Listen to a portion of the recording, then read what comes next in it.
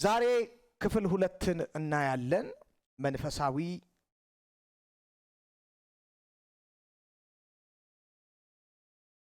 ውጊያ የሚለውን እስቲ እግዚአብሔርን ቃል ወደዋለሁ በሉ።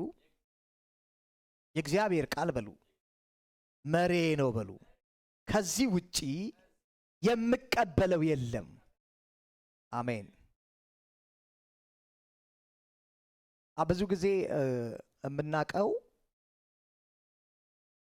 ለዛ ነው። ቆላስይስ ምዕራፍ 3 ላይ ሐዋርያው ጳውሎስ ቁጥር 16 ላይ ምን ይላል? የእግዚአብሔር ቃል በሙላት ይኑርባችሁ። ሌላ ነገር በሙላት እንዲኖርብን እግዚአብሔር ምን አይልም? አልፈቀደልንም።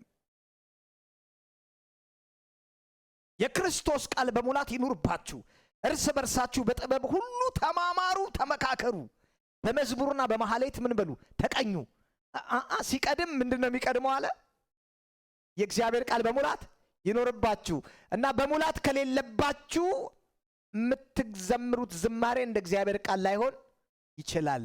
ስትመካከሩም እንደ እግዚአብሔር ምክር ላይሆን ይችላል። ምክንያቱም ታውቃላችሁ የምንመክረው ያወቅነውን ያክል ነው። አንዳንዴ አረ ዝም ብሎ እንደ አኪጦፌል አይነት ምክር በክፋት የሚመክሩ አሉ።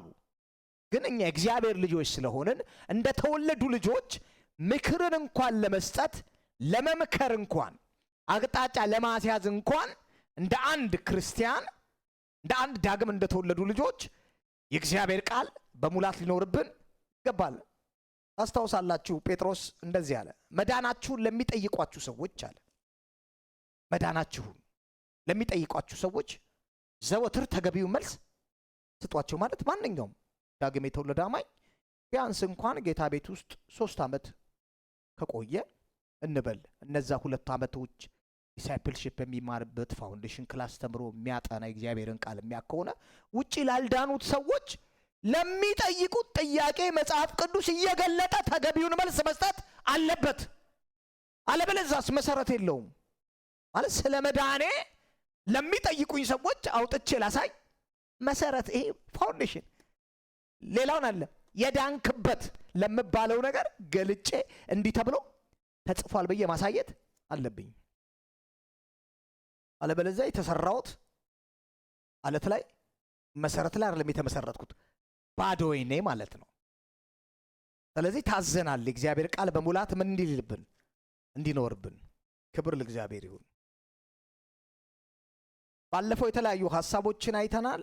አሁንም እንቀጥላለን። ደግመን እንዳልነው ጨለማ እንዳለ እናውቃለን፣ አንረሳውም። መጋደላችን ከደምና ከስጋ ጋር አይደለም፣ ከዚህ ዓለም ገዢዎች ጋር ነው ቢለን፣ ኃያላን ናቸው፣ ስልጣናት ናቸው፣ መዋቅር አላቸው፣ የራሳቸው አካሄድ አለ፣ የራሳቸው ስትራክቸር አላቸው ብለናል። ስለዚህ የሰይጣንን መኖር አንክድም። ሰይጣን የሚፈልገው እንድንክደው ነው። የለም የሚል አለ፣ ሰይጣን አለ እና በብዙ አእምሮ ውስጥ የለም እኮ የሚለውን ነገር ሰዎች እንዲቀበሉ ያደርጋል። አለ ማን ያለን? መጽሐፉ ምን አለ? እንደሚያገሳ አንበሳ ዙሪያችሁን ይዞራል ብሎናል። ስለዚህ ይዞረናል ማለት ነው። አለ ከዛ ሰዎችን ይቆጣጠራል። አዎ አለ። ያ መንፈስ ወዳልተፈለገ አቅጣጫ ሰዎችን ይመራል። አዎ የሰዎችን ጤና ይጎዳል። አዎ የሰዎችን ሰላም ያደፈርሳል። አዎ ማለት መሳት። አንዳንድ ጊዜ እንዲህ ሲባል ሰምተናል አይደል? በቃ እኮ ሰምታችሁ እንሰማለን እኮ እንደዚህ እና ሰው የሆነ ነገር አድርጎ ከዛ ሰይጣን ሲጠየቅ አራኔ ራሱ ይሄን ነገር አላቀውም አለ። ሰምታችሁ አልሰማችሁ? እኔ አረ በጣም በቃ ሰይጣን በእኔ ያመካኙብኛል አለ እና ሁሉን ነገር ወስደን እሱ ላይ መጣል የለብንም እና የሚባል ሰምተናል። እኛ ሁሉንም ነገር ወስደን ማላይ ነው የምንጥለው። ለዚህ ለኃጢአት ወደ ዓለም ለማስገባት ሔዋንን ያሳሳተው ማን ነው? ሰይጣን ነው። እሱ የክፋት ሁሉ ምንድን ነው? ምንጭ ነው። ስለዚህ ክፉ ነገር በምንም ይሁን በምንም በሰዎች ቢገለጥ ምንጩ ከማን ነው? የሰው ክፉ የለም። በጣም እርግጠኛ ሁኑ። የሰው መጥፎ የለም። በእግዚአብሔር መልክ አይወላችሁ። እግዚአብሔር ሰውን ሲፈጥር ከማንነቱ ስለሆነ ያመጣው በራሱ መልክ አምሳያ ስለሆነ የፈጠረን ማንም ክፉ ሰው የለም። ስለዚህ ክፋት የገባው በማን ነው? በኃጢአት ምክንያት ነው እኮ ሰው ክፉ ሆነ። ለምን? ክፉ ስለተቆጣጠረው። ስለዚህ የክፋት ሁሉ ምንጭ እንደሆነ አንክድም። ማ ሰይጣን እንትና ሁሉንም ነገር እሱ ላይ እኮ ለጠፋችሁት ሁሉንም ነገር። አዎ የክፋት ሁሉ ምንድነው? ምንጭ ነው እሱ። ስለዚህ ሰዎችን ባለማወቃቸው እየተጠቀመ ምን ያደርጋል? ይጎዳል። ለዛ ነው ጌታ ኢየሱስ ክርስቶስ ሌባው አለ። ሊሰርቅ ማለት ሌባ ነው ማለት ነው። የሆነ ሰይጣን አዛኝ አይደለም። እሺ አያዝን ብለማንም እግዚአብሔር እኮ የደከሙትን ያበረታል። እሺ ሰዎች ሲወድቁ ያነሳል፣ ያጽናናል። እሱ ሊሰርቅ ማለት ሁሌ የሚያው ምንድነው? የሆነች በር እስክትከፈት ነው የሚጠብቀው። የሆነ ነገር መዘናጋት በህይወታችን እስኪመጣ ይጠብቃል። እያልን እኮ ነው እንደሚያገሳ አንበሳ ማለት። እስቲ የቱ ጋር ነው? ቤቱ ጋር ልምጣበት። የቱ ጋር ነው የምመጣው? ቤቱ ጋር ለያዛት እንዴት ልግባ?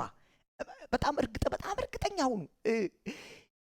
የእናንተን ሰላም፣ የእናንተን ደስታ፣ የእናንተን ብልጽግና፣ የእናንተን ጤንነት፣ የእኛን ጤንነት፣ የእኛን መብዛት፣ የእኛን መስፋት ሰይጣን ምን አይልም? አይፈልግም።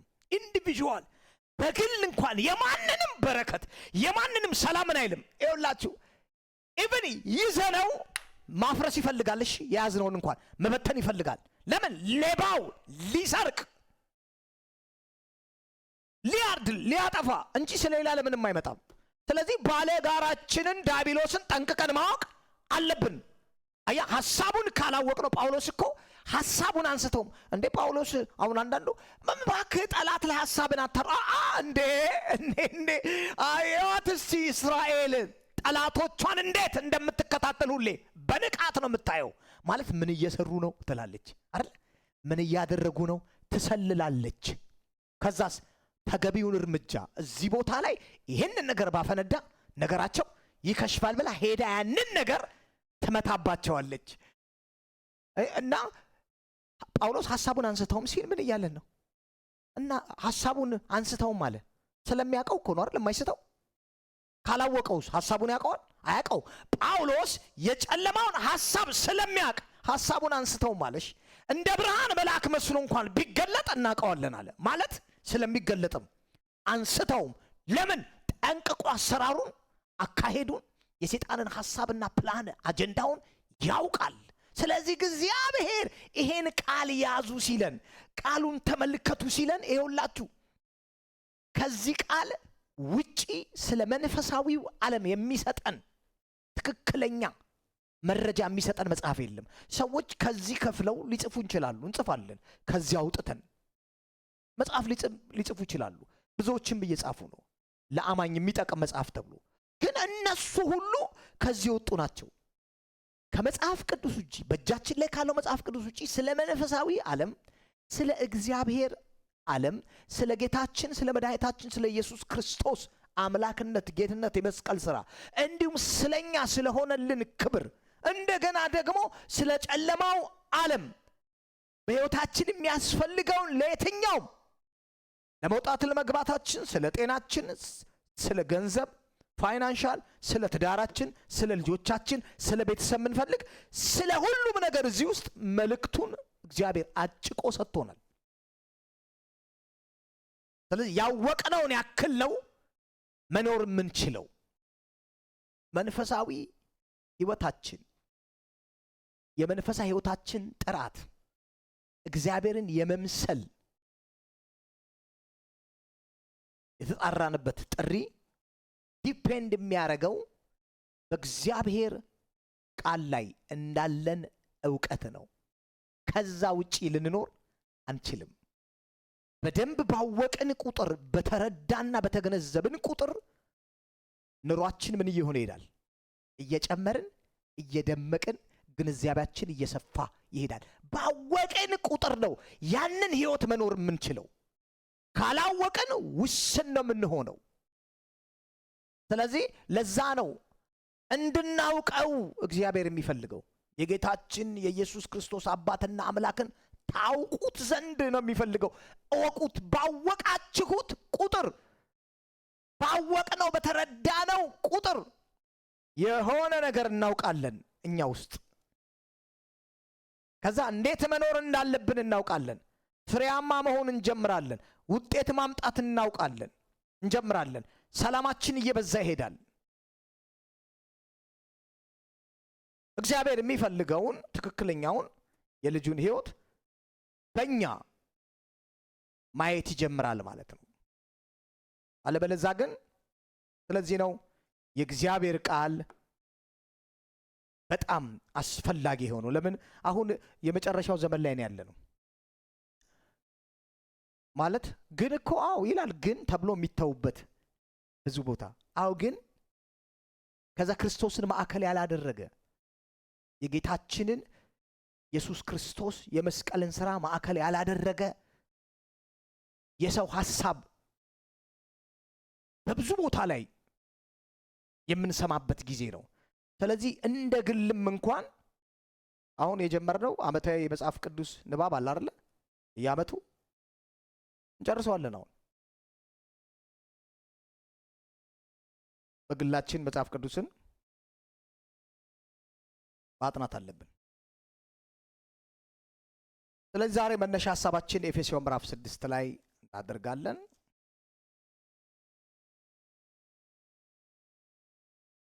ኤፌሶን ምዕራፍ 6 ከቁጥር 10 ጀምሮ ያለውን ቃል አነባለሁ። እንደዚህ ይላል፣ በጌታ በኢየሱስ ስም በተረፈ በጌታና ብርቱ በሆነው ኃይሉ ጠንክሩ፣ የዲያብሎስን የተንኮል ሥራ መቋቋም ትችሉ ዘንድ የእግዚአብሔርን ሙሉ የጦር ዕቃ ልበሱ። ምክንያቱም ተጓድሏችን ከሥጋና ከደም ጋር ሳይሆን ከዚህ ከጨለማ ዓለም ገዢዎች ከሥልጣናትና ከኃይላት እንዲሁም በሰማያዊ ስፍራ ካሉ ከርኩሳን መናፍስት ሰራዊት ጋር ነው። ክፉ ቀን ሲመጣ መቋቋም ትችሉ ዘንድ የእግዚአብሔር ሙሉ የጦር ዕቃ ልበሱ። ሁሉን ከፈጸማችሁ በኋላ ጸንታችሁ መቆም ትችላላችሁ። እንግዲህ ወገባችሁን በእውነት ዝናር ታጥቃችሁ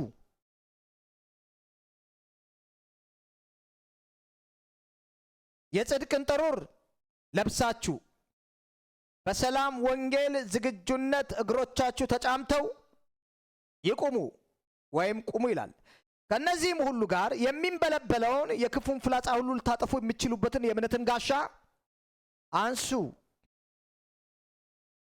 የመዳንን ራስ ቁር አድርጉ። የመንፈስን ሰይፍ ያዙ።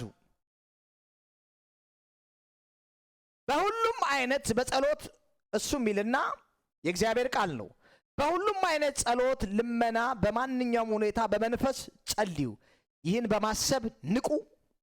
ስለ ቅዱሳን ሁሉ በትጋት ልመና አቅርቡ። ምንድን ያስቀመጠልን ስንት ሐሳቦችን ነው እዚህ ጋር የምናየው። የመጀመሪያው የእውነትን ዝናር አድርጎ አለን። ሁለተኛ ላይ የጽድቅን ጥሩር ልበሱ አለን። ሶስተኛ እግሮቻችሁ በሰላም ወንጌል ተጫምተው ይቁሙ የሚለው የወንጌል ምስክርነትን ነው። አራተኛ የሚንበለበለውን የጠላትን ፍላጻ ልታጠፉበት የምትችሉትን የእምነትን ምን ጋሻ አንሱ አለን። አራት አምስተኛ ላይ የመዳንን ምን ራስ ቁር ልበሱ አለን ወይም አድርጉ። ስድስተኛ ላይ የመንፈስን ምን ሰይፍ ያዙ አለን። እሱም የእግዚአብሔር ቃል ነው።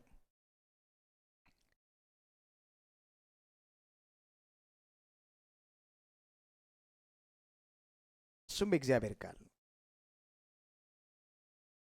ጳውሎስ ይሄንን ልብስ ይለዋል፣ ይሄንን አድርጉ። ምክንያቱም አንድ ወታደር ወደ ውጊያ ሲሄድ ሊለብስ የሚገባቸው የውጊያ ትጥቆች ከሌሉት የጠላት ወረዳ ላይ ወይንም ከተፋላሚው ከባለጋራው ጋር በሚጋጭበት ሰዓት፣ ጦርነት በሚገባበት ሰዓት ተገቢውን ልብስ ስላለበሰ የሚጎዳው ማን ነው? ያለበሰው ነው። ምክንያቱም የጠላትን ነግሮናል ምን እንዳለው። የሚንበለበል ፍላጻ አለው። ክፎች ናቸው። በአየር ላይ ነው ያሉት። መንፈሳዊ ነው ውጊያው። ግን ይሄን ለማድረግ ግን እናንተ ልታደርጉ የሚገባ እናንተ ልትታጠቁ የሚገባችሁ ትጥቅ አለ። ከጥጥቁ ውጪ ሰውየው በያለው ወጋው ማማማ ዛዛዛ ምናምን ቢል ልክ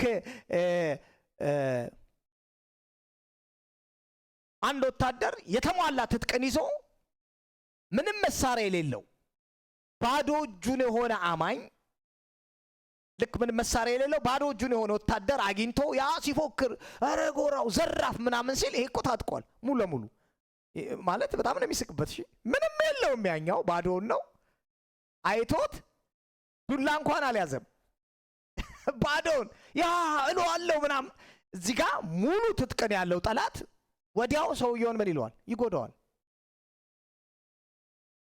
ይመታዋል። ለምረም ይመታው መከላከያ የለውም። አሁን የኛን ሪስፖንሲቢሊቲ እየነገረን ነው። አሁን መንፈሳዊ ውጊያ የሚባል አለ፣ ጠላት የሚባል አለ። ይከታተሏቸዋል። ስትወጡ ስትገቡ እንደሚያገሳ አንበሳ ዙሪያችሁን ይዞራል። ነገራችሁን ማጨንገፍ ይፈልጋል። ሰላማችሁን ማደፍረስ ይፈልጋል። ቀኑ ሙሉ በእግዚአብሔር ሐሳብ ላይ እንዳትውሉ፣ ደስ እያላችሁ እንዳትመላለሱ ነገራችሁ ማበላሸት ይፈልጋል። ባለትዳር ከሆናችሁ ባል ከሚስቱ ጋር፣ ሚስት ከባላ ጋር ኮሚኒኬሽናቸውን ተግባቦታቸውን ያበላሻል። ጓደኞች መካከል፣ ቅዱሳን መካከል እርስ በርስ ያበላሻል። መከፋፈልን ይዘራል፣ ሐሜትን ይዘራል፣ ጸብን ይፈጥራል። ስራ ቦታ ላይ እንደዚሁ ከሁሉም አቅጣጫ አማኙ በሰላም እንዳይኖር ሁልጊዜ ህይወቱ ድብልቅልቅ ያለ ህይወት እንዲሆን የሚጨብጠውን የሚይዘውን አንዴን ይዞ ያኛውን ይዞ እዚህ ጋር የለም በቃ እንደፈለገ ግራ ማጋባት ይችልበታል። ይሄ ትጥቅ ከሌለው አንድ አማኝ እንዲሁ ንፋስ ላይ እንደሚበር ላስቲክ ነው። ከመሬት ተነስቶ አውሎ ንፋስ ከመሬት እንዳነሳው አንዴ ወደዚህ ወስዷል፣ አንዴ ወደዚህ፣ አንዴ ደስ ይለናል፣ አንዴ እናኮርፋለን፣ አንዴ የሆነ ሰውን ስናገር ዋው እንላለን፣ የሆነ ሰዓት ላይ ብለን ነው የምናየው። ከዛ ቤት ጠፋ እኮ የሆነ ሰዓት ላይ ከሰው ጋር ያለን ግንኙነት የምንናገረው ንግግር ለሚሰሙ ጸጋን የማይሰጥ የማያንጽ ለራሳችንም ከዛ ከራሳችን ጋር ሁሉ ምን አንልም፣ አንስማማም። ከራሳችን ጋር ያለን ሰላም ምን ይሆናል? አንስማማም ከራሳችን ጋር። ተስፋ መቁረጥ የሚመጣው ከዛ የተነሳ እኮ ነው። ሰው ከራሱ ጋር ሲጣላ ነው። ቲቶ ምን አለ? እርስ በርሳችን እንጠላላ ነበር አለ። የቁጣ ልጆች ነበርን ማለት የጠፋት እርስ በርሳችን የምንጠላላ ማለት ሰው ራሱን እንኳን ምን ይል ነበር? ኃጢአት እኮ እና ሰው ከራሱ ጋር እንኳን ሰላም የለውም። እና ጌታ ቤት ከመጣን በኋላ ዳግም ከተወለድን በኋላ ይኸውላችሁ የእግዚአብሔር ቃል በመንፈሳችን ውስጥ ካልተቀመጠ አይመስላችሁ? ሃሌሉያ ሃሃ ብሎ ሰውየው መዝሙር ከጨረሰ በኋላ ሲወጣ ምን የለም ሰውየው ትንሽ ከነኩት ነብር ነው የሚሆነው። ማጽናናት አይደለም ሄዶ እሱ ራሱ ማጽናናት ያስፈልገዋል። ለዚህ ነው አንዳንድ ጊዜ እንዴ በኢየሱስ ስም አንተ በኢየሱስ ስም እግዚአብሔር ያገለግልል እንዴ አገልጋይ እኮ ነው ለምን እንዲያረጋል ምናምን አይፈረድም። አይደለም አሁን ፍርድ አይደለም የሚያስፈልገው ለምናምን አይደለም። መጽሐፉ ግልጽ ነው። የሚያገለግለው ይሁን የማያገለግለው ምዕመንም ይሁን የቤተ ክርስቲያን መሪው መጋቢም ይሁን ዘማሪው መሳሪያ ተጫዋቹም ቢሆን አፖስትልም ይሁን ምንም ይሁን የእግዚአብሔርን ቃል ካልተቀበለና ውስጡ ካላደገ ያ ነገር ሊሆን ግድ ነው። እንዴት ይኑር? አይሆንም። ስለዚህ ሰው የበላውን ያንኑ ነው የሚሆነው። መቋቋም አይችልም፣ መመከት አይችልም። እና ለኛ ኃላፊነት ሪስፖንሲቢሊቲ ለኛ የተሰጠን እኛ እንድናደርገው የተቀመጠልን እኛ እንድንፈጽመው እኛ በዚህ ነገር ላይ እንድንሞላ የተሰጠን የቱን ነው? ይሄንን ነው። ምን አድርጉ አለን? የእውነትን ዝናር አድርጉ። ልትከላከሉ ነው አሁን ወይ ልታደርጉት ነው አሁን የምትፈልጉት? ተሸንፏል እሱ። ምክንያቱም እግዚአብሔር እባብና ጊንጡን ትረግጡ ዘንድ በጠላት ኃይል ሁሉ ላይ ስልጣን ሰጥቻቸዋለሁ ሲለን ዋው እግዚአብሔር ስልጣን ሰጥቶኛል፣ እባብና ጊንጡን ረግጣለሁ፣ በጠላት ኃይል ላይ ሁሉ ምን አለኝ? ስልጣን አለኝ፣ እግዚአብሔር ከኔ ጋር ነው ብዬ የመዳን ራስ ቁር የለኝም፣ የጽድቅ ጥሩር የለኝም፣ የእምነት ጋሻ የለኝም፣ እግሮቼ በሰላም ወንጌል ተጫምተው አልቆሙም። ሲመጣ ምን ላደርገው ነው? መመክትበት የለኝም። ስለዚህ እግዚአብሔር በሐዋርያቶች አማካኝነት በሉ አሁን ይሄን ታጠቁ፣ በዚህ ራሳችሁን ገንቡ። ከዛ በኋላ በቀላሉ የተሸነፈ ስለሆነ ጠላት ስለተሸነፈ ማሸነፍ የምትችሉበት ስትራቴጂ ይሄ ስለሆነ ይሄን የግድ ልታደርጉ ይገባል። በቃ ይውላችሁ ይሄንን ማናደርግ ከሆነ ማድረግ ስላችሁ ይሄን ማንቀበለው ከሆነ እውነትን መሞላት እያንዳንዱን ተነትነዋለን። ምንድነው የእውነትን ዝናር ታጥቃችሁ ሲለን ምን የሆነ ዝናር ታውቃላችሁ? እዚህ ላይ ወታደሮች የሚያደርጉት አውቶማቲክ ሲተኮስ ዝናር እዚህ ላይ ያለ ጠላቶቻቸውን ይመቱበታል። የተጠቀለለ ነው። እንዴት ልታጠቀው? የእውነት ዝናር ምንድነው? ይሄ ዝናር ታጠቆ የተባልነው የእውነት ዝናር የምንለው ምንድነው?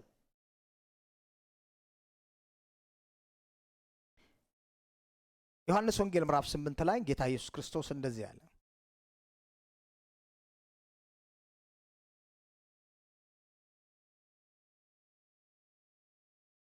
ሁላችንም ዮሐንስ 8ን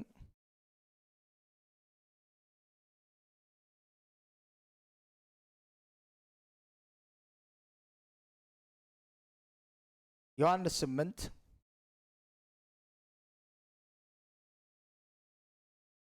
31 ላይ ለዚህ የሚል ቃል አለ። ኢየሱስም ይላል በእርሱ ያመኑትን አይሁድ እንዲህ አላቸው። በማያመኑትን በእርሱ ያመኑትን ምኖች ናቸው? ደቀ መዛሙርት ናቸው፣ ያመኑ ናቸው። እንዲህ አላቸው በትምህርቴ ብትጸኑ እናንተ በእውነት ደቀ መዛሙርቴ ናችሁ፣ እውነትንም ታውቃላችሁ። እውነት ነፃ እስቲ እውነትን አውቃለሁ በሉ።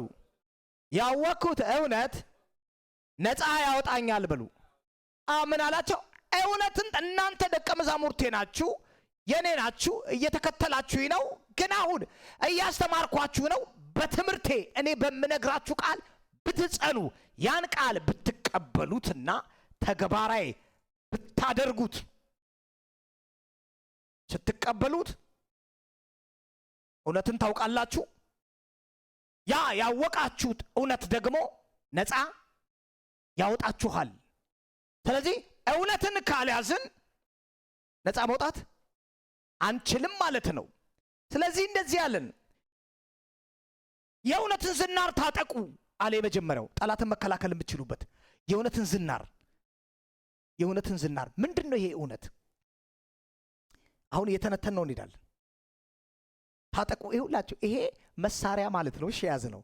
ይሄን ሁልጊዜ ነው እሺ የሚናገራችሁ ለአእምሯችን ይበጣል። በዚህም በዛም በዚህም ይላል።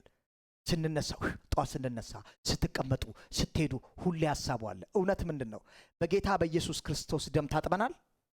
እስቲ በጌታ በሉ። በኢየሱስ ክርስቶስ ደም ታጥቤያለሁ። እኔ ኃጢአተኛ አይደለሁ። እውነት ነው አይደለም? አው ስለዚህ የሆነ ድምፅ ልብ ብላችሁ ስሙኝ፣ ውጊያውን ይመጣል። ምን የሚል ነህ እኮ አንተ ገና ነህ ኃጢአተኛን የሚል ሐሳብ የራሳችሁ ነው ይመስላችሁ። እናንተ እንዴ የኔ ተቀባይነት የራሳችሁን ይመስላችሁ። ይሄ ከራሳችሁ ጋር የምታወሩ አይደለም። ስፒሪት እሺ፣ ከውጪ ሰይጣን ሐሳብ አይደለም። አንተ እኮ ተቀባይነት የለህም። የእውነትን ዝናር ታጠቁ። አሃ ምን ልንለው ነው አሁን? በጌታ በኢየሱስ ደም ታጥቤያለሁ። ሰይጣን በኢየሱስ ክርስቶስ ደም፣ እኔ በጌታ በኢየሱስ ክርስቶስ ደም ታጥቤያለሁ። ደሙ ከኃጢአቴ ሁሉ አንጽቶኛል። አሁን ፋይት ጀመርን ማለት ነው። ይቀጥላል። አሁን ጠላትን ማሸነፍ አቅም የለህም ይላል። አቅም የለህም አንተ ማሸነፍ አትችልም፣ ገና ነህ፣ አትችልም የሚል ነገር ቢመጣ ምን ልንለው ነው? ቃሉ ከሌለ ምድር ምንድነው?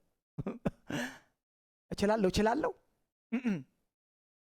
እባብና ጊንጡን ትረግጥ ዘንድ በጠላት ኃይል ላይ ስልጣን ተሰጥቶኛል አያችሁ አሁን የምጀምረው ነገሩ መንፈሳዊ ነው፣ መንፈስ ነው። የእናንተን ሐሳብ የእናንተን ቃል ምንም ነው፣ የወደቀ ነው ቃላችሁ። እሱን አይደለም የሚፈልገው።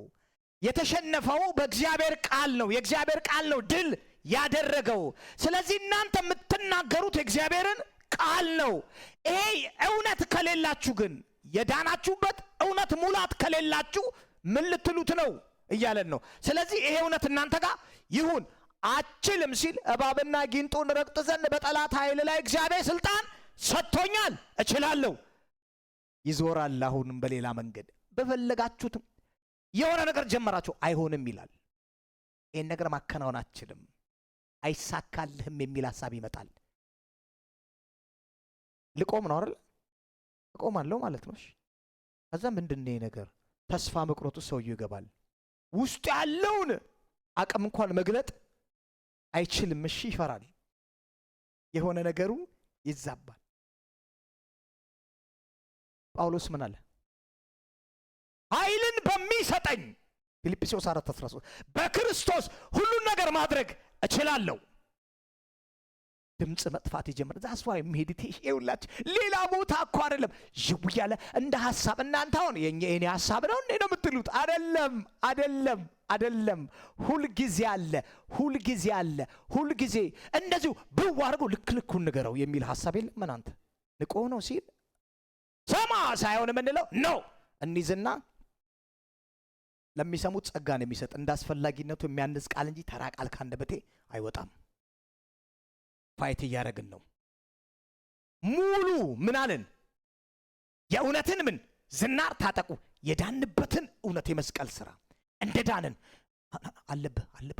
አንተ እኮ ጨለማ ውስጥ አለብህ። አለቀቀ። አንተ በጨለማ ነው ያለው። በጌታ በኢየሱስ ማለት ነው መሰለኝ እኔ የሆነ ነገር አለብኝ እንጂ በጌታ እየተከታተለ ጠላት ድብ ሲያደርገው ከድቅድቅ ጨለማ ወደሚደነቅ ብርሃን እንደገባ ይረሳዋልሽ። ካለስ በጌታ በኢየሱስ ስም ከድቅድቅ ጨለማ ወደሚደነቀው ብርሃን ገብቻለሁ። እኔ የብርሃን ልጅ ነኝ። ዳግም ተወልጃለሁ። የእግዚአብሔር መንፈስ በኔ ውስጥ አለ። ሁል ጊዜ በክርስቶስ የሆነውን እውነት እታጠቃለሁ። ይሄን እውነት ሁል ጊዜ አስበዋለሁ፣ እናገራለሁ። ታጠቀዋለ የምንን የእውነት ዝናር። ከዛ አብዙት ብዙ እውነት ነው ያለው። የጽድቅን ጥሩር ልበሰው አለን። ምንድን ነው ጥሩር? ዝናር ነው አለ። ጥሩር ምንድን ነው? ጥሩር እዚያ አካባቢ ነው የሚደረገው አይደል? በቆዳ ነገር የሚሰራ ነው። ሙሉን የጽድቅ ነው ይለናል። ምን ልንል ነው? የጽድቅን ጥሩር ልበሱ። የጽድቅ ስራ ስሩ ነው እያለን ያለው ወይስ ልበሱ? የጽድቅ እስቲ ክርስቶስን ለብሻለሁ በሉ። ክርስቶስ በሉ። እሱ ጽድቄ ነው በሉ። እኔ በእግዚአብሔር ፊት ተቀባይነት ያገኘሁት ጌታ ኢየሱስ ክርስቶስ በሰራው ስራ ነው። እሱ በሉ ስለኔ ኃጢአት ሆኗል። እግዚአብሔር የልጁን ጽድቅ ስጦታ አድርጎ ሰጥቶኛል። አሁን ይውላችሁ ይጀምራል። እሱ ምንድነው የሚያደርገው? ከሳሽ ነው። የወንድሞች ምንድነው? ከሳሽ ነው። እያንዳንድ መንገዳችሁን እየተከተለ ይከሳል። ምን ማለት ነው?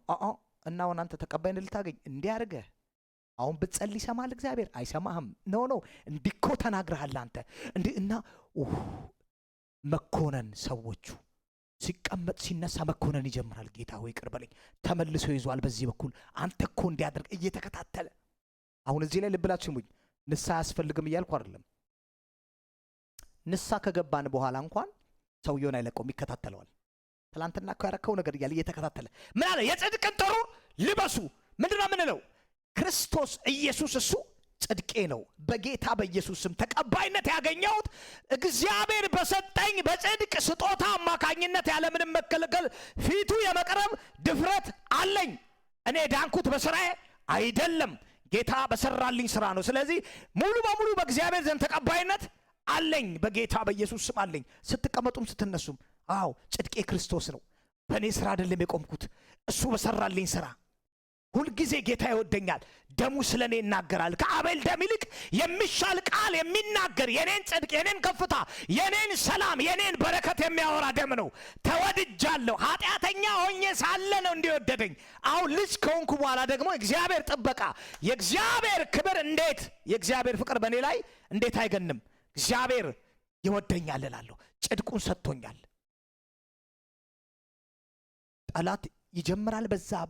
አሁን ይሄ ነው መከላከያ እንጂ ጌታ ሆይ በለቅሶ አረ ጌታ ሆይ ይዘካክንት ጌታ ሆይ እኔ እኮ ታውቃለህ ድጋሚ በነገ ያሳስበዋል። ተንበርክኮ ይቅር በለኝ ላረጋ ይገባ ከድጋሚ በነጋታው ያንን እኮ ይቅር በለኝ በነጋታው ሳምንት ሙሉ አእምሮዋን ደብድቦ ከዛ ኩነኔ የለም። ከዛ እግዚአብሔር ፊት የመቅረብ ድፍረታቸው ከምን የተነሳ ነው ጠላቴን የሚመታው ሲባል ይሄን መሳሪያ ልጅቷ ወይ ወንድማችን አልታጠቁም፣ የጽድቅን ጥሩር አልለበሱም፣ የእውነትን ዝናር አልታጠቁም።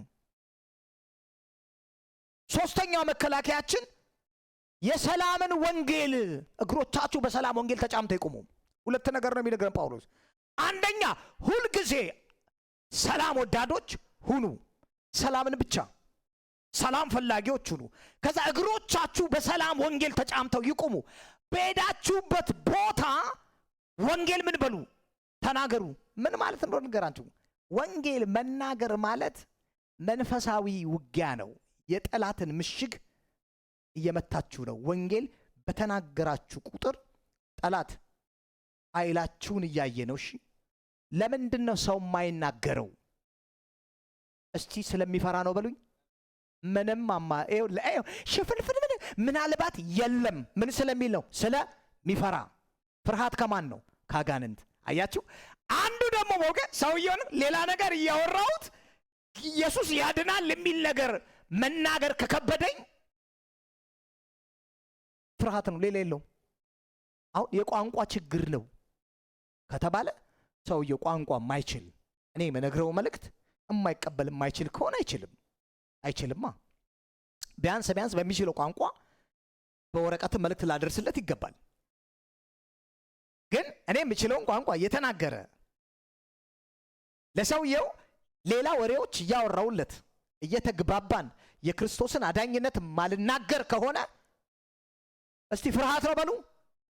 አያላችሁ ልንገር ጌታ ሆይ ምን አዳራሽ ጌታ ሆይ እኔ እኮ ያላንተ መኖር ምናምን እሱ ፌክ ኖ ወተን ውጪ የምናቀው ሰው አብሮን የሚሰራውን ጣብቀን ወንጌል ነግረዋለን። እየተዋጋን ነው ማለት ነው። እግሮቻችሁ በሰላም ወንጌል ተጫምተው ይቆሙ። የጠላትን ምሽግ ምን እያደረግን ነው? እየመታን ነው። የተሰጠንን ስልጣን ኤክሰርሳይዝ እያደረግን ነው። ፍርሃት ከኛ ምን እየሆነ ይሄዳል? እየተወገደ እየመታ አለ። በለዚህ ይላችሁ ልንነግረው ሰውየው ቁጭ ብለን አውርተን አቤት እስራኤል የኑሮ ጉዳይ የመጣውበትን ጠይቆኝ ሰውየው እንዲህ ነው ብዬው አመጣጤ እንዲሆኖ እንዲህ ሰው ዋው ማማሽ ዋው እያለ እየሰማኝ አኩል ብሰደር ዋው ሎይቫንቲ ለዳት እያለኝ ሰውየው ብስከን እያልኩት እኔም ሲያልቅ ባይ ስለው ውይ ከሄደ በኋላ ሳልነግረው ምን አለ ነው እንደዛ አይደለም። ሲጀመር የሆነ ሐሳብ ሲያመጣ ከዛ ሐሳብ ቀጥሎ ጠምዝዣና ሐሳብ ወደ ወንጌል ገብቼ ለሰውየው ወንጌል ልነግረው ይገባል። እኔ አሁን የምሰራበት ቦታ ላይ ስራ ቦታ ላይ እንዲህ በቁጥር 6-7 የሚሆኑ አረቦች እነዚህ ክርስቲያን አረቦች ኦርቶዶክስ ሲሆኑ ጌታን እንደ ግል አዳኝ አድርገው ያልተቀበሉ የለም። ከቤተልሔም መጥተው ለማሰራት ግን አለኝ ንጹህ ነኝ አምናለሁ፣ ኢየሱስ እንዳለ አምናለሁ፣ ግን መቀበል የሚባል ነገር አያውቅም። ሃይማኖተኞች ናቸው። አስነብቤው ሰውየውን ዕብራይስጥ ተናጋሪ ነው፣ አረብኛም ይናገራል። ጌታን እየተቀበሉ ይሄዳሉ። አጋጣሚ ጠብቄ ሲመጡ ስራ ነው የሚመጡት እኮ ሰዎቹ። ግን በስራው መካከል ዕብራይስጥ ተናጋሪ ውስጥ ዳቴዎች ይመጣሉ። አለን አይደል ዕብራይስጥ ኦፍ ሪያሊቲ ቲዝሞር ተምሲውት ይዘው ነው የሚወጡት። አሁን ስራ ቦታ ላይ ስራዬን እንትን ያደርግብኝ ይሆን? ምን ያደርገዋል ስራዬን? እኔ ማን ነኝ? የጌታ ምናልባት እንትን ምንድን ነው የሚያደርጉኝ? ምንም አያደርጉትም። ስራዬን። ምክንያቱም ይሄ ስራ እንደውም ለወንጌል ስራ ምን እያለኝ ነው? እየጠቀመኝ ነው። ምክንያቱም እኔ ሀገሬ በሰማይ ነው የመጣሁበት፣ እዚህ የቆየሁበት አጀንዳ አለው እግዚአብሔር። ስለዚህ ባለኝ አጋጣሚ ወንጌልን እኛ ጋር መጥተው እዛ ውሃ ጠጡኝ ብለው ውሃ እየጠጡ ስራ ቆይተን እና ማሚ ቁጭ ብለን ወንጌል ያልሰማ የለም። ምንም ይሁን ምንም ሰውዬው ይምጣ። አንዳንዱ ሙዛር ይላል ሸማቲ ፓምሪሽ ሆነ ይላል። አንዳንዱ ከናኒ ሸማቲ ይሁዲ መሽኺም የሚል ይዘው ይወጣሉ። እሺ አንብበው እያልን በቃ ግዴታ ነው። ያውም ደስ ብሎ ነው የምናደርገው፣ ውጊያም ነው። ስለዚህ ምን አለን? እግሮቻችሁ በሰላም ወንጌል ተጫምተው ይቁሙ። ጦርነት ላይ ነው ያላችሁት። የእውነትን ዝናር አድርጉ፣ የጽድቅን ጥሩር ልበሱ። ከዛ ወንጌልን ምን በሉ? መስክሩ። እየተዋጋችሁ ነው። ከዛ የእምነትን ጋሻ አንሱ። ለምን ሲባል የሚንበለበለውን የጠላትን ፍላጻ። ለካ ፍላጻ ማለት እንዲህ ይወረወራል። እሺ ቀስት ሲወረወር አይታችኋል? እሳት ወደ ህይወታችን ያለማቋረጥ ሁሌ ምን ይወረወራል? ፍላጻ ይለዋል። ይወረወራል። ክፉ ሐሳብ ይሆናል፣ ጥላቻ ይሆናል፣ ተስፋ ማስቆረጥ ይሆናል፣ ሐሳብን ማበላሸት፣ በቃ የእግዚአብሔርን ፍቃድ እንዳናደርግ ድካም ይሆናል፣ እንዳንጸልይ ይሆናል፣ እንዳናነብ ይሆናል፣ ቅድሚያ ለመንፈሳዊ ነገር እንዳንሰጥ ይሆናል። የፍላጻው አይነት ብዙ ነው። ይወረወራል ወደኛ። ከዛ እንዲህ ያለን ይሄን ፍላጻ ሂድ በሚለው ብቻ ሰው የእምነትን ጋሻ አንሱ። የጠላትን ፍላጻ ማጥፋት የምትችሉበት ያለ እምነት እሱን መቃወም አትችሉም። የሚወረወረውን ፍላጻ ያለ እምነት የእግዚአብሔር ቃል ላይ እስካሁን ከላይ የእውነትን ዝናር ታጥቄያለሁ፣ የጽድቅ ጥሩር አሉኝ፣ እግሮቼ በሰላም ወንጌል ተጫምተው ቆመዋል። ይላችሁ ጳውሎስ የእግዚአብሔር ቃል ሲያስቀምጥልን ለምን መጀመሪያ የእምነትን ጋሻ አንሱ ለምን አላለንም? የሚቀድሙ ነገሮች አሉ። ቅድሚያ ጋሻ እንደሚያዝ ነው። መጀመሪያ ልንታጠቅ የሚገቡ ነገሮች እንዳሉ ነገረን። ምክንያቱም እውነትን ሳንይዝ እንዴት መከላከል እንችላለን? በምን አንችልም። አንዳንዱ ሰው የቆመበት ጽድቅ የራሱ ነው የሚመስለው፣ እሱ በሰራው ስራ ተቀባይነት እንዳገኘ። ስለዚህ ነው ሰዎችን ሲመለከት በቲቪ አይን የሚመለከተው። በእግዚአብሔር ዘንድ ብቻውን ተቀባይነት እንዳለው፣ እያደረገ ያለው ነገር ሁሉ ትክክል እንደሆነ፣ እንዲህ ስላደረግኩኝ አረገልኝ ጌታ፣ ስለዚህ ተቀባይነት አለኝ እኔ በጌታ ፊት ብሎ የራሳቸውን ጽድቅ እየቆጠሩ የሚሄዱ አሉ። እነዚህን ሰዎች ጠላት ካገኛቸው መመለሻ የላቸውም፣ ከጨዋታ ውጭ ነው የሚያደርጋቸው። ስለዚህ አለ የጽድቅን ጥሩር ልበሱ አለን።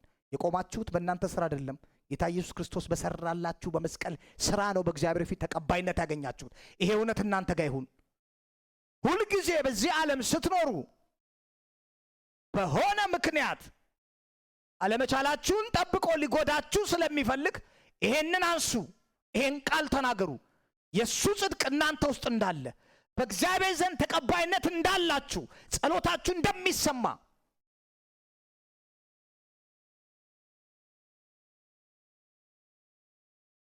የእምነትን ጋሻ አንሱ፣ ያዙት። ጠላት ይወረውራል ወደ እናንተ፣ የምታጠፉበት ነው። ጋሻ እንደዚህ ነው የሚያዘው። የጠላት ሐሳብ ሲመጣ ጥላቻ ሊሆን ይችላል፣ ቁጣ፣ አድመኝነት ሊሆን ይችላል፣ ከመንፈሳዊ እውነት ሊያወጣን የሚመጣ ሐሳብ ሊሆን ይችላል። ምቱት። ይያዝ ግን እናንተ ጋር መሆን አለበት በእምነት። አሁን ያልኩት ይሰራ ይሆን? አረ ሂድ በኢየሱስ ስም አትችልም፣ በእኔ ላይ ስልጣን የለም ብየው፣ አረ ግን ይሰራል ያልኩት ይሰራ፣ እኔ እንጃ። አረ አሁንም እኳል እኔ ኖ እንደዛ አይደለም አለ። ምን በሉ? እመኑ።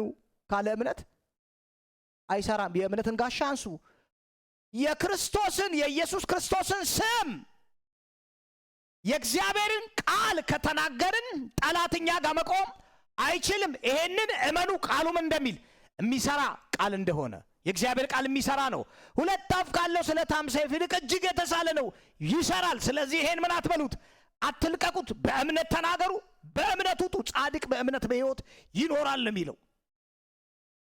ሮሜ ምዕራፍ 1 ቁጥር 16 ላይ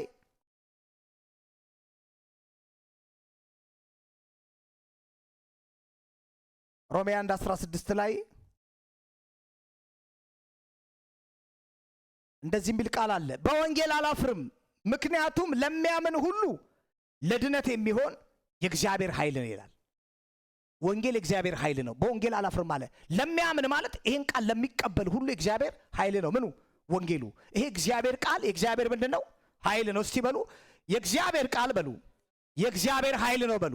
የሚቋቋመው ምንም ኃይል የለም አይደለ? ዘማሪ እኮ የሚቋቋም ማንም የለም ፍቃድ ይብዛ ይፈጸማል። የሚቋቋም ማንም ቆይ የታለ እግዚአብሔር የቱ ጋር ነው የሚቋቋመ ሲባል ከየት ወዴት ስንል ኖ ቃሉ ባለበት ማን አለ? እግዚአብሔር አለ። የእግዚአብሔር ቃል ሲናገር የእግዚአብሔር ቃል ወጣ ማለት የሚቋቋመው ማንም የለም።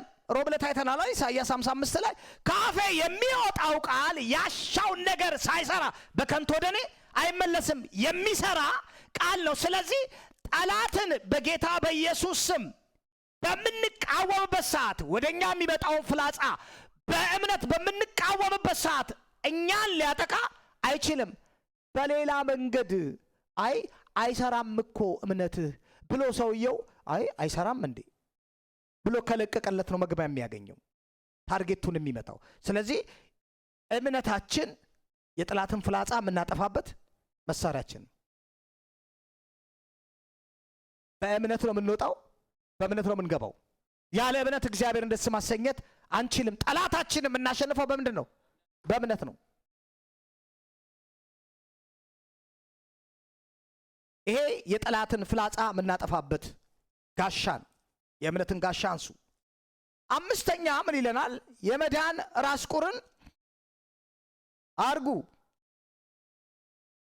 የት ላይ ነው ያለው?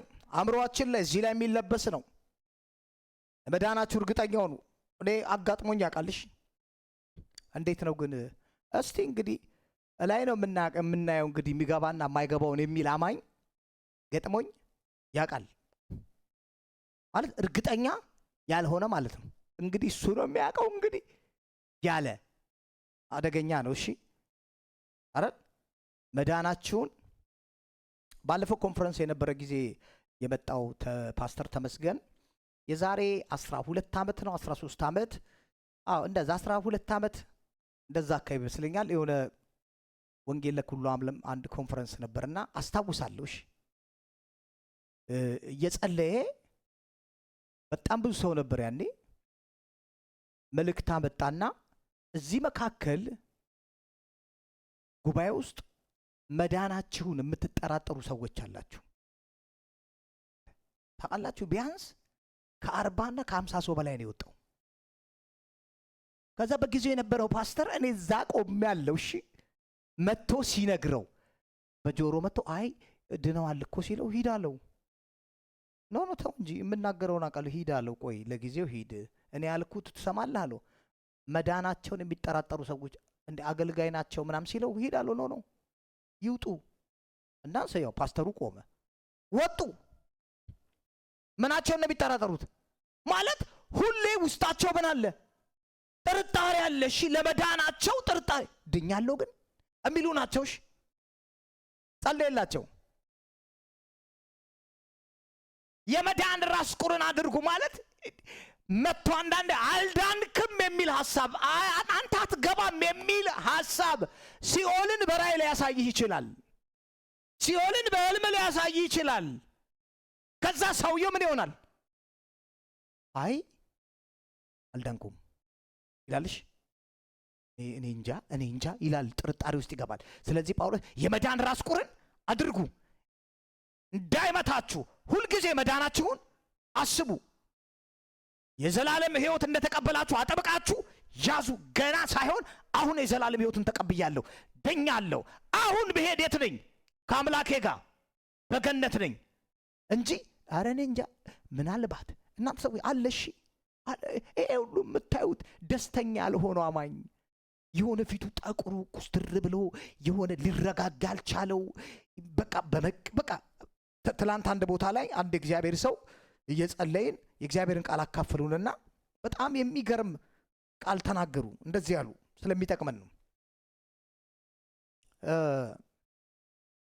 አንድ ቦታ ነው አሉ።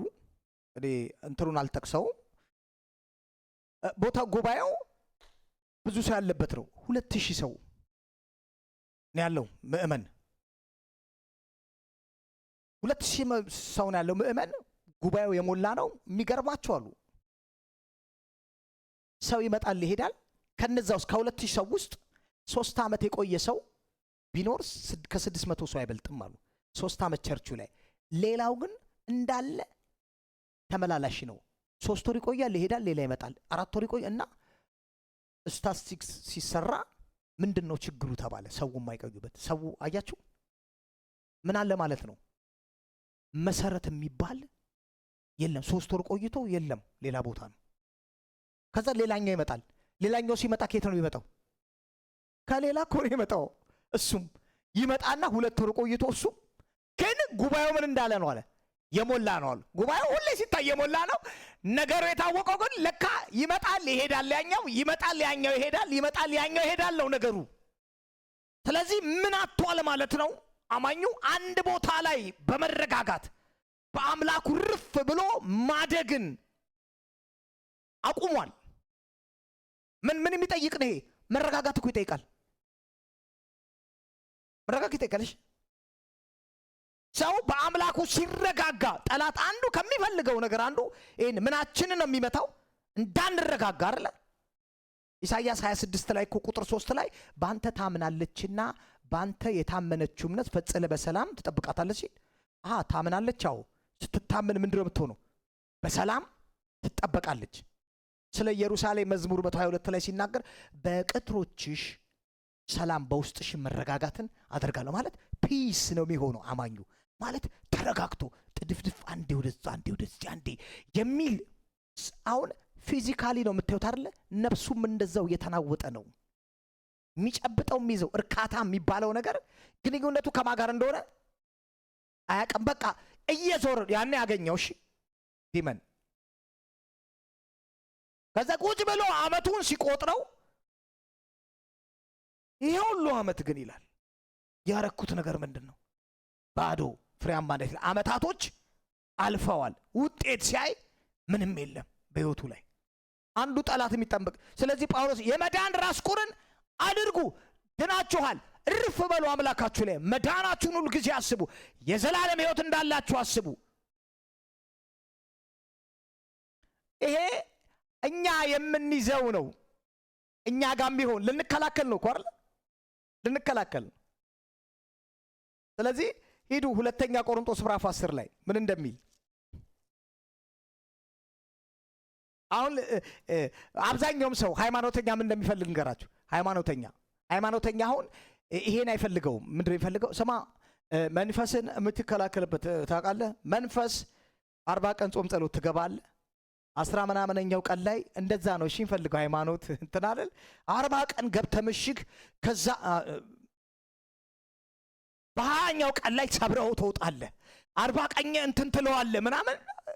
እሱን ለጊዜው ወደ ጎን እንተው። ምክንያቱም መጽሐፍ ቅዱስ እስካሁን አንባችኋል። መንፈስን በ40 ቀን ሰብረው ወጡ የሚል አዲስ ኪዳን ላይ አይታችኋል? የለም ሰብረው 40 ቀን ገባ። ይኸውላችሁ የእግዚአብሔር ቃል ግልጽ ነው። ጌታ አሸንፎታል እኮ ዘረረው ጣለውና እናንተ የምታረቁት ይሄውና ልብሴን አለበስኳችሁ፣ ክርስቶስ ኢየሱስን ለብሳችሁታል። ይሄው ጽድቄ የኔ ነው፣ አልዳንክም የሚል ድምፅ ትሰማለህ። ድኛለሁ ትለዋለህ እየጠቀስክለት። አችልም ሲል ስልጣን ተሰጥቶኛል እያልክ፣ የዘላለም ሕይወት የለም ሲል ተቀብያለሁ እያልክ የምትከላከልበትን ነገር ነው የምነግርህ። ምክንያቱም የሰጠን ምኑን ነው?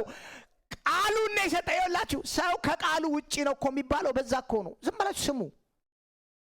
የቆየው ቆይቻለሁ በጌታ ዝም ብላችሁ ቁጭ በሉና ስሙ። ሲመክር ወይም ሐሳብ ሲሰጥ እዚህ ላይ ነው የተመሰረተው ወይ አይደለም የሚለውን ታውቃላችሁ። እሺ ይታወቃል። ምክንያቱም የምናውቀው በምንድን ነው?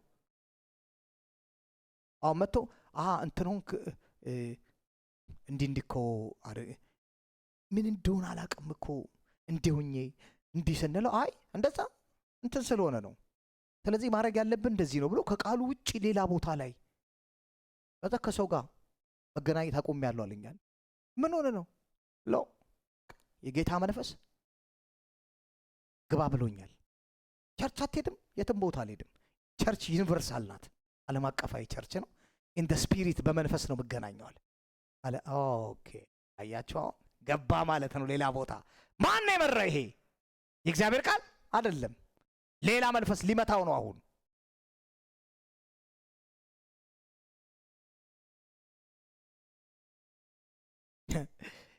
በጣም ሲምፕል የሆነ ነገር ቀላል የሚመስል ግን ብዙ ሰዎችን ምን የሚል የሚመታ ልክ ጠላት ኳስ ያደረገው ሲመታው ይመጣና ጸሎት እስቲ ጸሎት ኢየሱስ ክርስቶስ ጌታ ነው።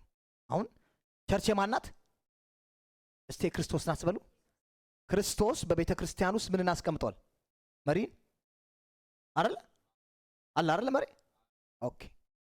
እዛ ይመጣል ሰው ኢየሱስ ክርስቶስ ጌታ ነው። ቸርች የማንም አይደለችም፣ የማንም የጌታ ናት። ስለዚህ ጌታ የወደደውን ነገር ያደርጋል። ከዛ ጠብቁ። ከተወሰነ ጊዜ በኋላ ወርዶ ይቆይና ያው የማንም አይደለችም ያለው ሰውዬ ከምኑ ጋር መጣላት ይጀምራል? ከመሪው ጋር። የቱ ጋር ነው የተመታው? የሆነ እውቀት ገባበት የተሳሳተ። ለምሳሌ መንግስት የሚባል የለም እስራኤል ውስጥ። እስራኤል የማን ናት? የሁላችንም ናት። ኧረ የሁላችንም እንኖራለን። ግን ምን አለ? ጠቅላይ ሚኒስተር አለ፣ አስተዳደር አለ፣ ስርዓት አለ። የለም ሐዋርያቶች ይሄንን እውነት አስቀመጡልን። በቤተ ክርስቲያን በኩል ይሄ ነገሮች አሉ። ራሱ ማን ነው አለ? ክርስቶስ ነው። እነሱ ከሱ ተቀብለው ምን ይላሉ? ይስዳሉ። ልክ ጳውሎስ እንደዛ አይደል? እኔ ክርስቶስ እንደምመስል አንተ እኔን እሱን ምሰል ነው ያለው ወይስ እኔን ምሰል ሲል እኔ እሱን እየመሰልኩ ነው፣ ኃላፊነት አለኝ፣ የመሰልኩትን እውነት ለአንተ አካፍልሃለሁ፣ አንተ ደግሞ እኔን ምሰል። ያ ማለት እኔም አንተን ማንን እየመሰልን ነው እያለው ነው? ክርስቶስን እየመሰለው ኦርደሩን እየነገረው ነው። እንዴት መሄድ እንዳለበት እያወቀ ነው። ዲመን የሚገባበትን ነግራችሁ እኮ ነው። በሰዓቱ ካለማወቃችን አዲስ ሆነን ተሸውደናል። በደንብ እንዴ ብራም ብለን የማቸርች የጌታ ያዙ ይልቀቁኝ ሁሉ ብለናል እኮ ና ምናምን ሲገባን፣ ከዛ እውነት እየበራልን ሲሄድ አሃ ለካ እንደዚህ ነው ማለት ትንሽ በሆነው ለሰው ምንም እኮ አይደለም የሚባል ግን የሰውን ህይወት ምን የሚል የሚያበላሽ ወደ ተሳሳተ አቅጣጫ ለመውሰድ ጠላት በሁሉም አቅጣጫ ምን ይላል? እንዲያው ስራ ቦታ ታዘዙ እንተዘል ለማኔ ኖቲ ማንነቴን ስላላወቅህ ነው የእግዚአብሔር ልጅ ነኝ አልሰራልህም ሄድኩኝ ማለት ነው። አየህ ሰውየው ሄድ በቃ ሄድ ካከን ታሎ ቬዲቲ ካንስል። ከዛ አባት ወይ ራቻ ታባ ስፈልግ ስራ የለም እንዴ ምድር የሚለው መንፈስ ቅዱስ ሂድና ተመለስ አስተካክል። የለም እነዚህ መከላከል በየት በኩል እንደሚመጣ አታውቁም ልላችሁ ነው። ኖርማሊሽ አንዳንዴ እግዚአብሔር ወደምትፈልጉበት ቦታ ሊከታችሁ ሲፈልግ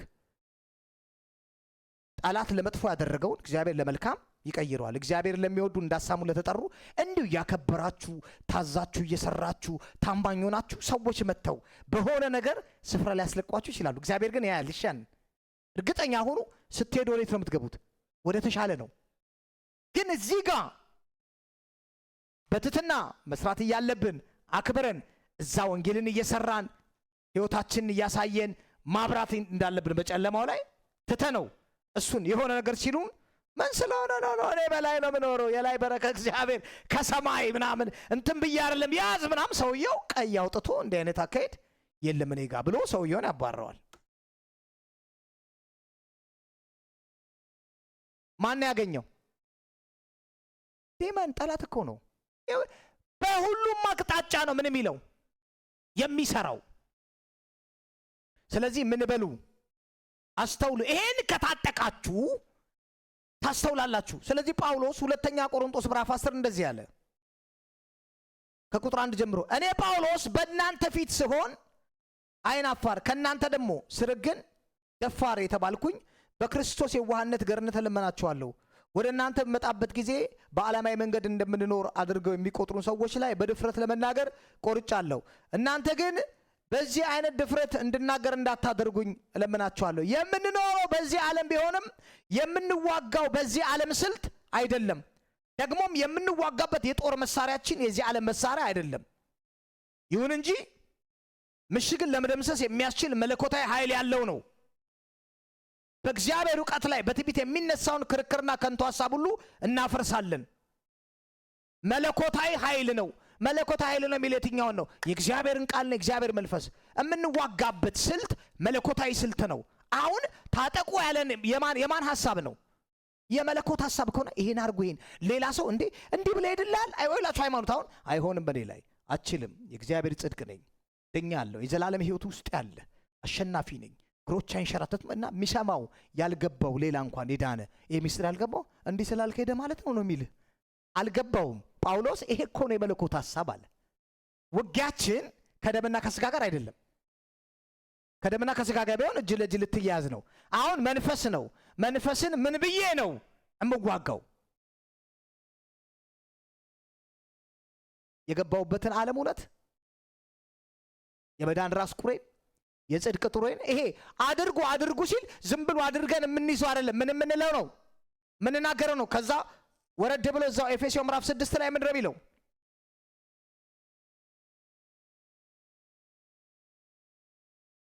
ኤፌሶን ምዕራፍ 6 ቁጥር 10 ላይ 17 ላይ የመዳን ራስ ቁርን አድርጉ ይልና የመንፈስን ሰይፍ ያዙ ይልና እሱም ምንድነው? የእግዚአብሔር ቃል ነው። አሜን። የመንፈስን ሰይፍ ያዙ፣ እሱም የማን ነው? አዎ። ምን ልናረግበት ነው? ልንቆርጥበት አይደለ? የመንፈስ ሰይፍ ዝም ብሎ እኮ አይያዝም። የማንፈልገው ምን እንላለን? ቆርጣለን። በምን ሂድ ይውላችሁ ልንገራችሁ አንድ ነገር። ያም ሂድ ይላል፣ ይሄም ሂድ በእኛ አማርኛም ሂድ ነው፣ በሌላም ሂድ ነው። እግዚአብሔር እሱን አይደለም የሚፈልገው። ሳቡት፣ ምኑን? ቃሉን ተናገሩ። ለዛ ነገር እንዲቆም የምትፈልጉ ከሆነ እንዲቆም ያንን ነገር ምን በሉ? ተናገሩ። የእግዚአብሔርን ቃል እንዲበዛ ከሆነ የምትፈልጉት ያን ቃል የመብዛትን ቃል እዛ ነገር ላይ የምትፈልጉት ነገር ላይ ተናገሩ። እየረበሻችሁ ያለ ነገር ከሆነ ረብሻን በሰላም መቀየር የምትችሉበት ምን ቃል ተናገሩ። እግዚአብሔር በቅጥሮቼ ሰላም በውስጤ መረጋጋት አደርጋለሁ ብሏል። ስለዚህ በቅጥሮቼ ሰላም ነው፣ ቤቴ ውስጥ መረጋጋት ሆኖልኛል። ምን እየተናገርኩ ነው? የእግዚአብሔር ይኸውላችሁ ሰደል የሆነ ነገር ነፍሳችሁ በምን መሞላት ጀምራል? ዝም ብሎ ወንበር የሚሰብር ጠርሙስ የምትሰብር ብስጭት የሚያደርገን ፎርስ አለ። እሺ ኃይል አለ፣ ሳታውቁት የለም። ምን የሆነ ሰዓት ከሆነ በኋላ ነው ስትረጋጉ፣ ውይ ምን ነክቶኝ፣ ኃይል ዲመን አውትሳይድ ፎርስ፣ ውጭ የጨለማ ኃይል የለም፣ በልበል የሚል የለም። ንግራችሁን ጠንከር እያደረገች ሲል ውጡ፣ አቆሙትና በኢየሱስ ስም በሉ ወጣችሁ። እኔ ጋር የቁጣ መንፈስ የለም፣ በኢየሱስ ስም በደስታ ተሞልቻለሁ። አልችልም።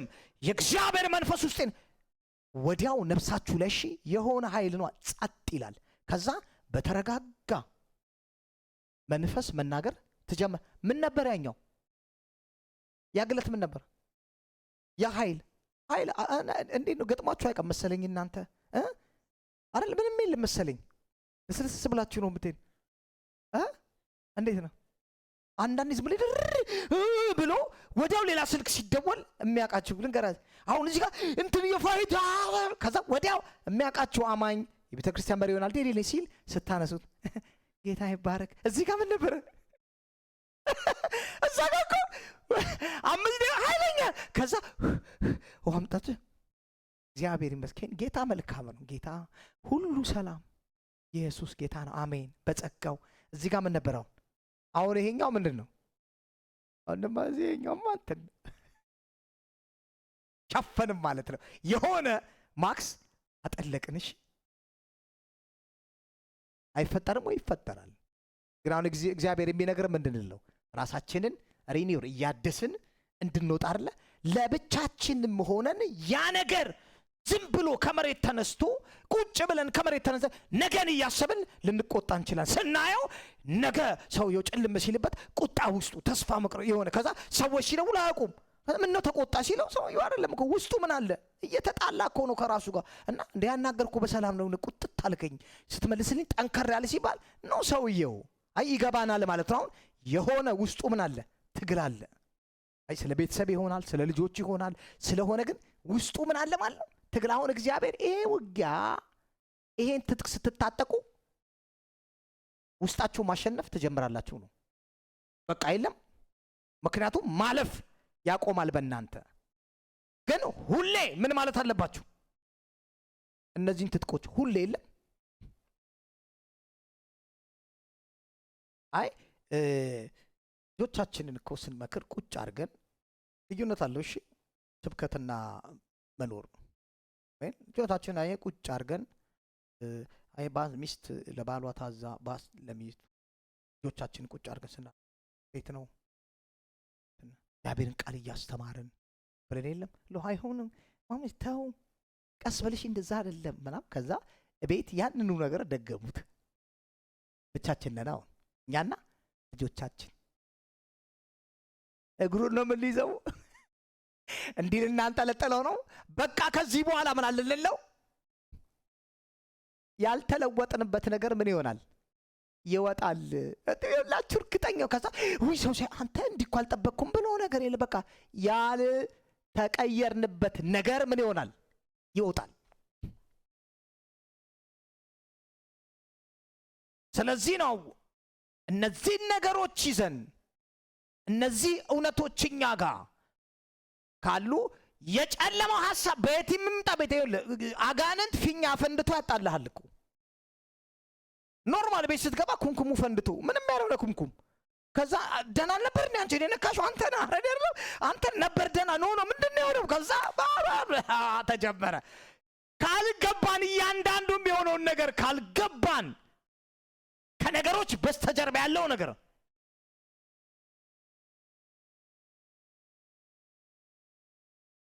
ራሳችን ልንቆጣጠር አንችልም። ኖርማሊ መንፈስ ኃይል ስላለው ምን ያደርገናል አዴ እንትን እኮ አይደለም እህትና ወንድሞች የምናወራው ነጭ ነጯን ነው። ሰዎች እየተዋደዱ እኮ ይለያያሉ እሺ ከዛው ከተለያዩ በኋላ እኮ ነው የሚያለቅሱት።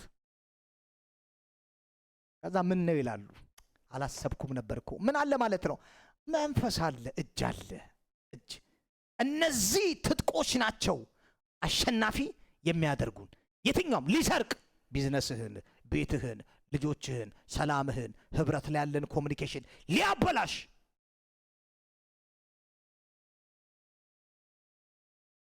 ይመጣል። ከዛስ ሰውየው መሰረት ላይ አለቱ ላይ ካልቆመ ስለዚህ ጳውሎስ መጋደላችን ከደምና ከስጋ ጋር አይደለም ማለት ደግሞ የዚህ ዓለም ስልት አይደለም የጦር መሳሪያችን የተለየ ነው። ስለዚህ ነው እግዚአብሔር ቃል በሙላት የሚያስፈልገን። ዝም ብለን የመጣልን ሐሳብ እንዳናስብሽ ዝም ብሎ ስለራሳችን የመጣልን የለም ኖ እንዴ ኖ ይኸውላችሁ እግዚአብሔር ይኸውላችሁ መለኮትም የጨለማው ዓለም አጋንንትም ማይንዳችንን ይፈልገዋልሽ ሴንተር የሁለቱም መገለጫ ቦታ ነውሽ። አይምሯችን ያዩታል እግዚአብሔርም ይፈልጋል ሲምፕልን የሱም ብቻ በማሰብ የሱ ነገር ወደኛ እንዲያልፍ ያኛውም ይፈልገዋል።